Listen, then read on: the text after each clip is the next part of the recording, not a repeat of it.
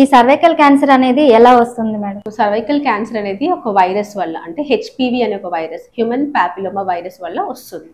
ఇది నార్మల్గా మన స్కిన్, మన జెనిటల్ సర్ఫేసెస్కి ఇన్ఫెక్ట్ అయ్యి దానివల్ల క్యాన్సర్ వస్తుంది. సో హెచ్పివి అనేది ఒక వైరస్ మాత్రమే. సో ఈ వైరస్ మన స్కిన్ని ఇన్వేట్ చేసి దాని నుంచి క్యాన్సర్ వస్తుంది. సో ఓన్లీ సర్వైకల్ క్యాన్సరే కాదు, it can also cause anal cancer, oropharyngeal cancer, vulval cancer, vaginal cancer. So ఎక్కువ క్యాన్సర్స్ అన్నీ వస్తాయి, కానీ most common and 99% proved is cervical cancer. Madam, ఈ సర్వైకల్ క్యాన్సర్ లక్షణాలు ఎలా ఉంటాయి? సో సర్వైకల్ క్యాన్సర్ లక్షణాలు ఎక్కువగా తెల్లబట్ట, అంటే white discharge.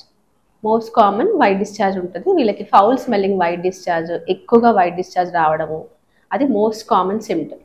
And second symptom is intermenstrual bleeding, అంటే పీరియడ్కి మధ్యలో కొంచెం బ్లీడింగ్ అవ్వడము, స్పాటింగ్ అవ్వడము, ఇది ఒక సెకండ్ సిమ్టమ్ కూడా అనొచ్చు.